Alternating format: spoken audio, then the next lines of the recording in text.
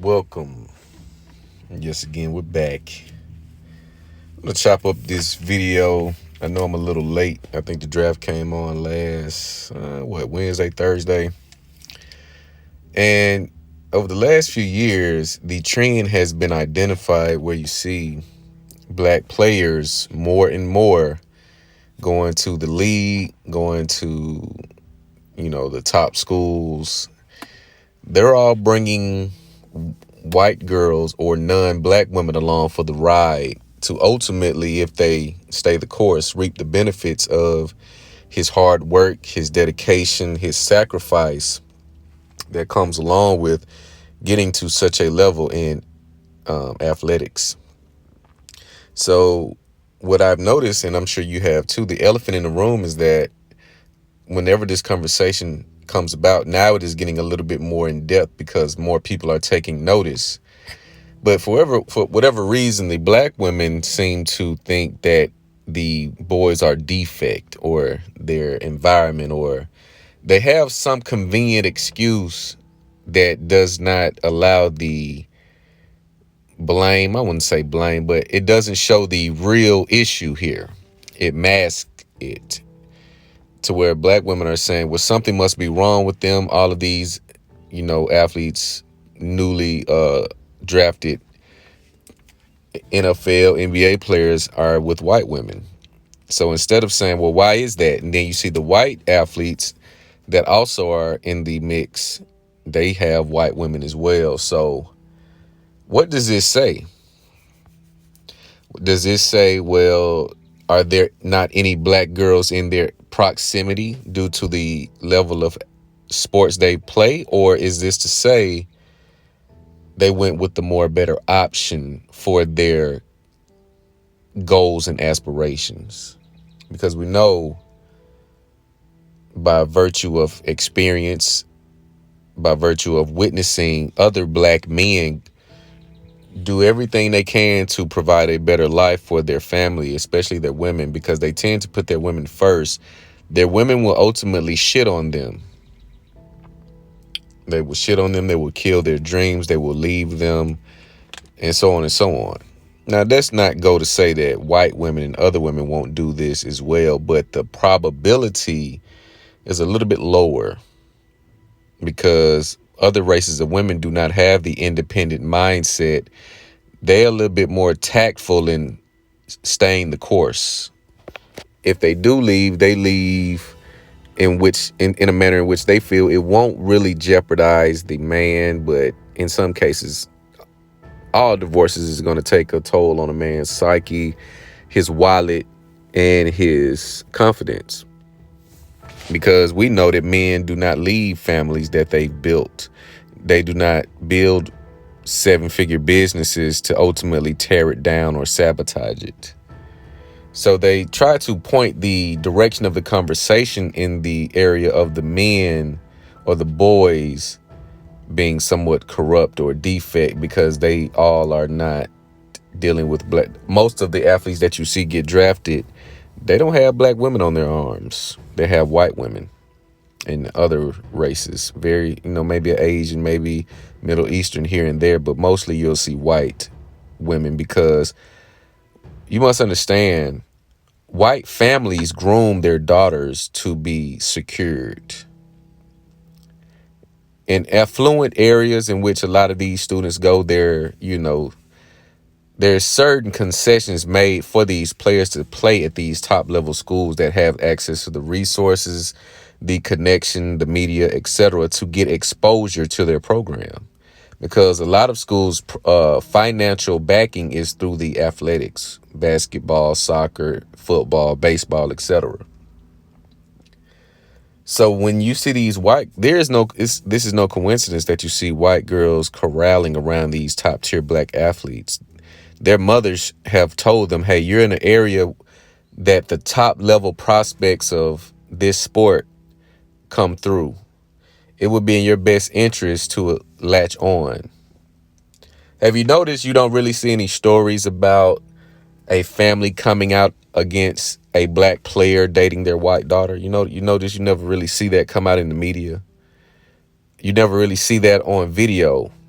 because a lot of the times the athletes are at the girlfriend's house who are white, and they welcome him with open arms because he's going to be bringing some resources to her family by her. She's the pawn. They groomed her to get in these spaces and to be able to identify. This is no coincidence that you see a lot of black boys, whether they are into tech, athletics, finance, etc., latch on to white women. I see this a lot on Instagram.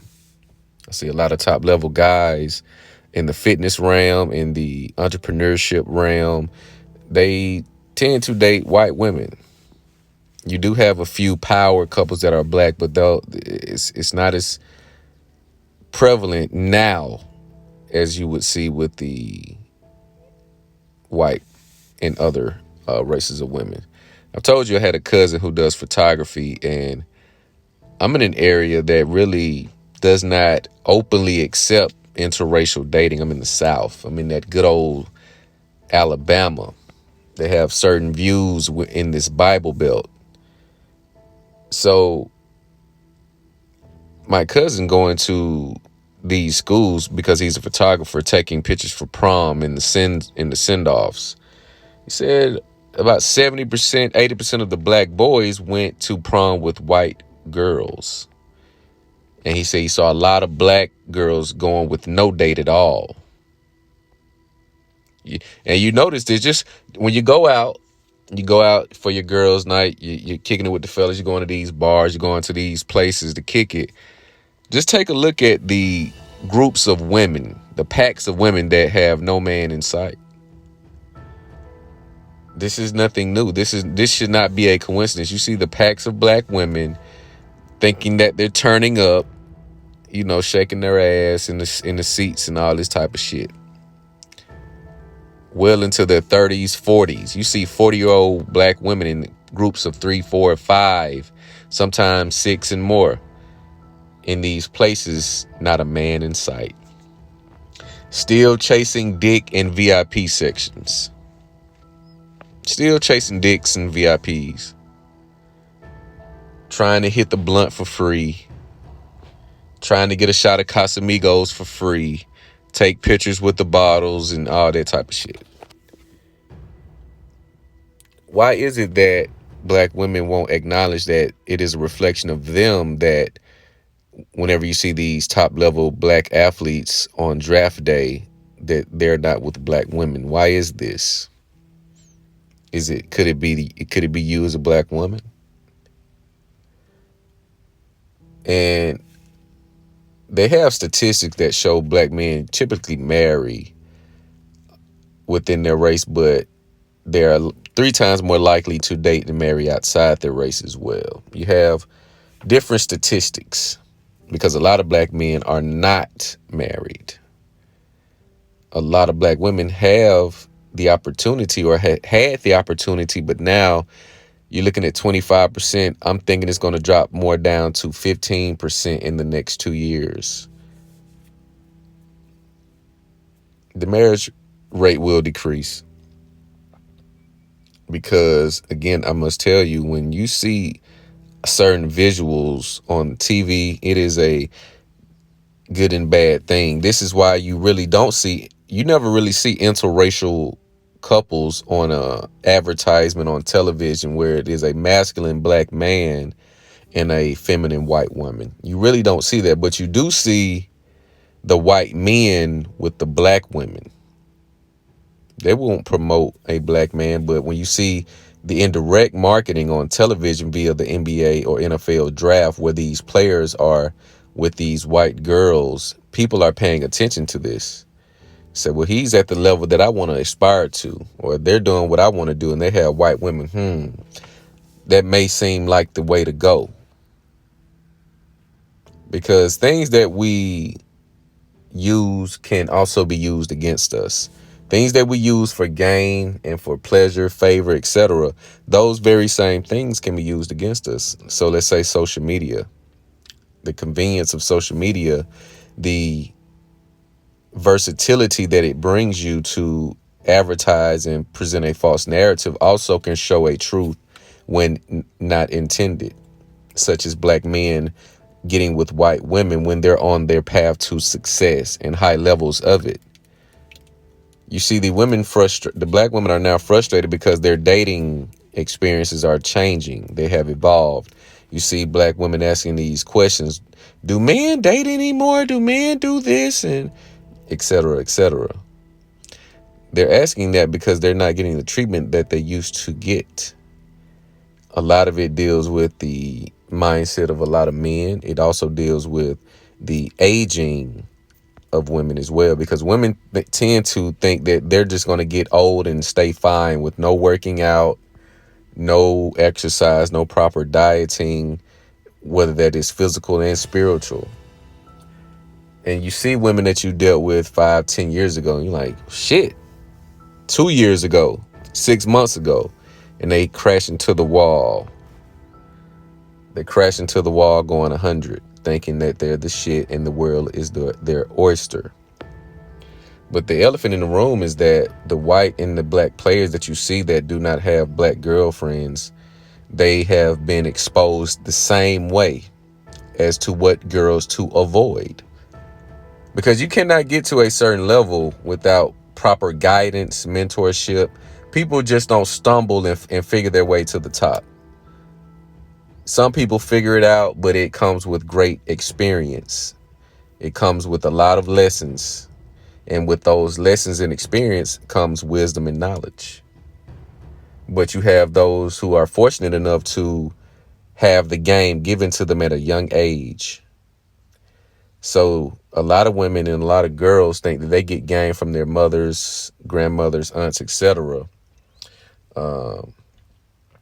Boys do get the same game. The ones who are blessed to have masculine men with that knowledge for them, or who has went through the fire for them to hand down that knowledge on what to avoid, how to move and shake. Especially when you're an athlete or when you're an artist, whatever you're doing that's outside of the 9 to 5, you cannot move the same way a person in a 9 to 5 move. If you have dreams that forego the lifestyle of a person who is willing to just work a 9 to 5. So we all get information. It is just, on a larger scale for women, they get a lot more because they spend more time having the leisure to talk and, move around in certain circles. We don't. We have to fight to get to certain places. If not fighting, we're working. If we're not working on our money, we're working on ourselves. So you just have to do the due diligence. But this is the new elephant that is going to continue to show its face. You cannot get around it. The so-called divestment community is short-lived. That's already dead. They're not talking about hacksaw Brads anymore, about the white men who meet the ignorant, beautiful fools on these sugar sites and Bumble and Tinders, etc. And they prey on them, and next thing you know, these women come up dead. They come up dead, they come up missing, they come up violently assaulted because they thought they were smarter than the men who they were luring in. When you dig one grave, you might as well dig two, because the chickens will always come home to roost. The pandemic, where you have the son husband creation, the violent thug creation. My city is on fire. It will be in the top 3 this year for homicides. I'm already calling it. It's a murder every day, which is why I really don't go out. I pop out here and there, and the other times I'm in the house. There is a war waging, and it starts in the home, and it ends in the home. The home is connected in a community. That community has to be connected. If you don't have any unity, again, it's going to be every man for itself, in which it is. Every woman for itself, every woman, every man. You have to be prepared. But I did want to shed some light on this conversation to show that, ladies, it's not the men. It may be you. But let me know what you think about this video. Like, comment, subscribe. It's the Date Master.